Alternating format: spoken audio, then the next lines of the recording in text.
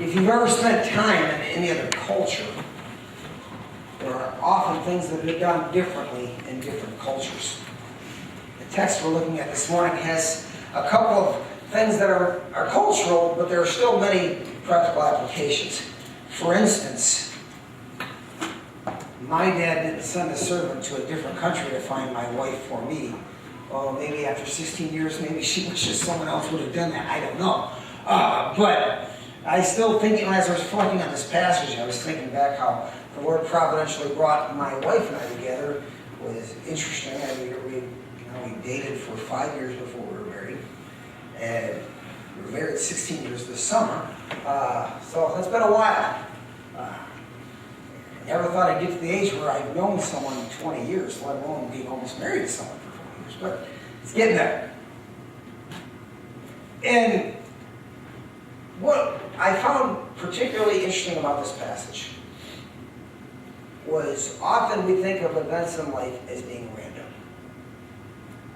And yet, they're certainly not. When I switched from one school to another, and I had the privilege of going to private Christian schools my whole life, from kindergarten all the way through high school, and of course then I went to Christian college.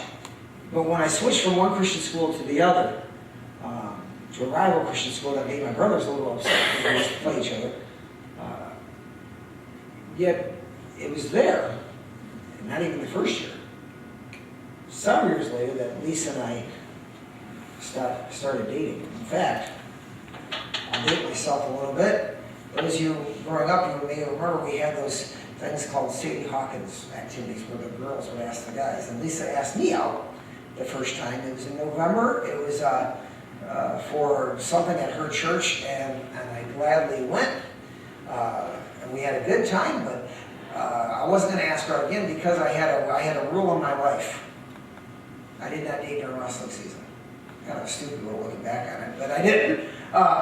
So I didn't ask her out at all until May of that same year, the next year, and then she and I dated on and off from that point on, all the way through. Went to different colleges for a while, then the same college, and so. But all those things were many random chance events, but none of them were random. As I drive down the road at times, I was just thinking a year ago, Labor Day weekend, last year on Labor Day, we went to Chicago with our Suburban, and I knew it was time to get new tires, but I thought I'll wait till it gets closer to winter.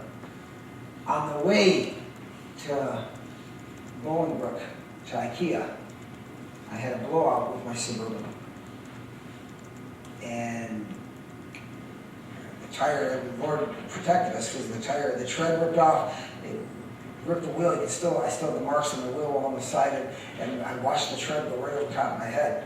I had a spare, no big deal.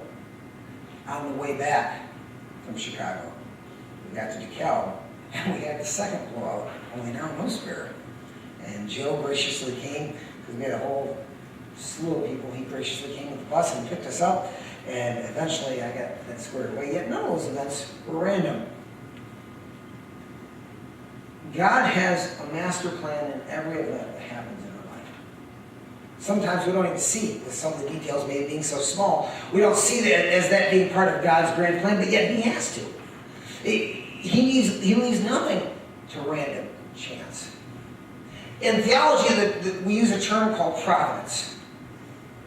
And when we speak about God's providence, it simply means that He governs all things by even what we call secondary causes. For instance, when your boss hired you, that wasn't random. God, in His master plan, by secondary cause, used your boss to hire you. You may have thought you chose your house for a certain set of reasons, and certainly all those applied, and God used all those secondary causes to place you in the neighborhood where you were at. That's what we mean by God's providence. And this morning, we see in this passage a great example of God's providence throughout Genesis chapter 24. Now, by God's providence, we don't mean that we sit back and do nothing because God does everything. No, certainly not. God has called us to continue His program.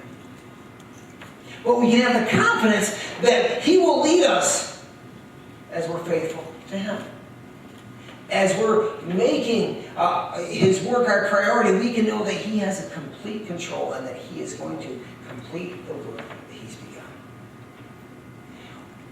If I had one thing for Genesis 24, I'd have to nail it down to, we can trust the Lord to guide us in all things. We can trust the Lord to guide us in all things.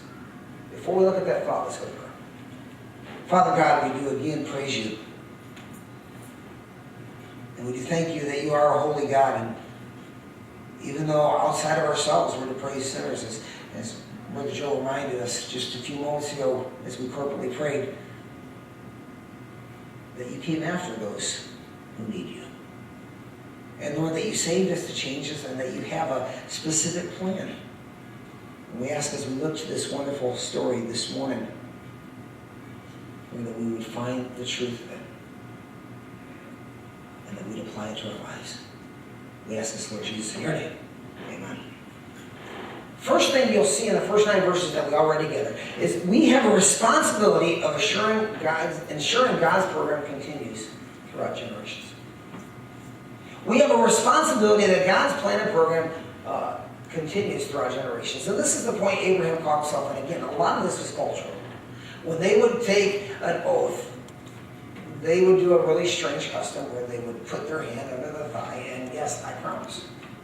It was a strange custom that they did.